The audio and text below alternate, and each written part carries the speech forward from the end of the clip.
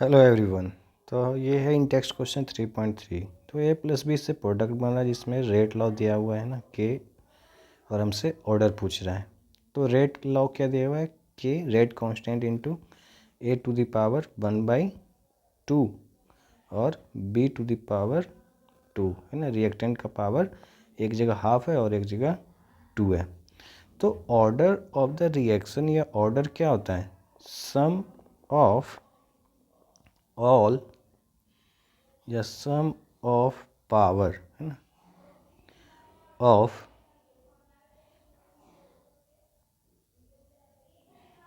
Reactant concentration होता है ना। Sum of power of reactant concentration. तो बस सिंपल है, यहाँ पे जितने भी पावर हैं सभी का क्या कर देंगे सम, वही क्या आ जाएगा हमारा आंसर। तो ए का पावर कितना है हाफ और बी का पावर कितना है 2। 1 और 2 है, हाफ और 2 है, तो क्या बन गया 2 प्लस हाफ, हाँ 5/2 या 2.5 भी बोल सकते हो, ठीक है। तो ऑर्डर क्या हो गया 5/2 या 2.5। ओके, क्लियर है। तो ये हो गया इसका आंसर, बस ये तो पूछ रहे हैं हमसे। ओके, तो नेक्स्ट क्वेश्चन देखते हैं हम लोग 3.4। ये क्या बोल रहा है? कन्वर्जन एक्स से बाई हो रहा है जो कि सेकेंड ऑर्डर काइनेटिक्स है, ठीक है।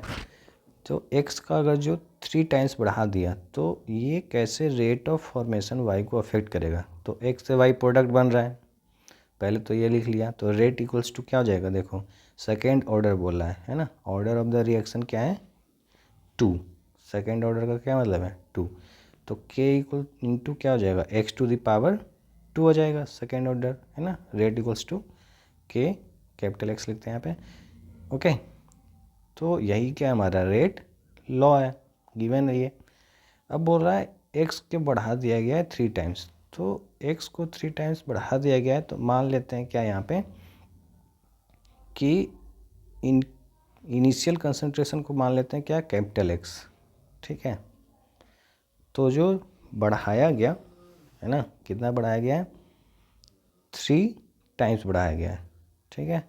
तो आफ्टर इंक्रीमेंट जो कंसंट्रेशन है, आफ्टर इंक्रीमेंट ऑफ कंसंट्रेशन किसका एक्स का, तो हम लोग उसको मान लेते हैं एक्स डैश, ठीक है। तो वो कितना हो जाएगा 3 टाइम्स ऑफ एक्स इनिशियल से कितना बढ़ा के कर दिया 3 गुना।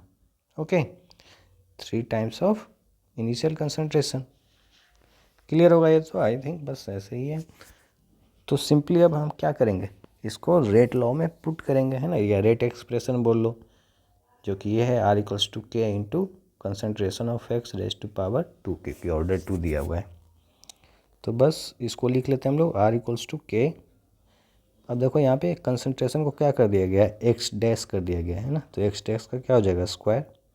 तो एक्स डैश की जगह अब हम लोग रिएक्शन में क्या रख देंगे, हाँ 3 इंटू कंसनट्रेशन ऑफ एक्स, ठीक है। जितना भी मोलर रहा होगा वो लिख देंगे उसकी वैल्यू। ओके, और उसका क्या है स्क्वायर। तो के इंटू क्या बन जाएगा 9 इंटू कंसनट्रेशन ऑफ एक्स का स्क्वायर, ये इंटू है ना, ठीक है। एक्स और इंटू एक जैसा दिख रहा है, तो इसको हम लोग क्या लिख सकते हैं 9 इंटू के into concentration of x initial जो है, इसका मतलब क्या है इनिशियल रेट। तो सबको मान लेते हैं आर डैश है ना, ताकि डिफ्रेंशिएट कर पाएँ इनिशियल और फाइनल में। तो इनिशियल रेट क्या था के इंटू एक्स स्क्वायर, तो 9R बन गया है ना, 9 टाइम्स द इनिशियल रेट। यानी इनिशियल जो रेट रहा होगा कंसंट्रेशन को 3 टाइम्स बढ़ाने से क्या हो गया 9 टाइम्स रेट बढ़ गया। ओके, क्लियर है ये। क्लियर होगा, ये दिया हुआ है। तो हमसे क्या पूछा है कि जो बाई का फॉर्मेशन हो रहा है वो पूछा है ना, कैसे क्या होगा उस पर अफेक्ट क्या होगा, चेंज क्या होगा अगर जो कंसंट्रेशन 3 टाइम्स किया गया, ठीक है। तो formation of Y will increase, क्या हो जाएगा बढ़ेगा है ना 9 टाइम्स। क्यों, क्योंकि रेट क्या हो रहा है 9 टाइम्स बढ़ रहा है। तो फॉर्मेशन ऑफ वाई भी क्या होगा 9 टाइम्स बढ़ जाएगा एज कंपेयर टू क्या इनिशियल, ठीक है। जैसा हमने देखा यहाँ पे 9 इंटू क्या बन गया के इंटू एक्स स्क्वायर। ओके, तो उसका 9 टाइम्स हो गया। आई थिंक क्लियर होगा ये। ओके, तो फिर मिलते हैं नेक्स्ट वीडियो में। Thank you.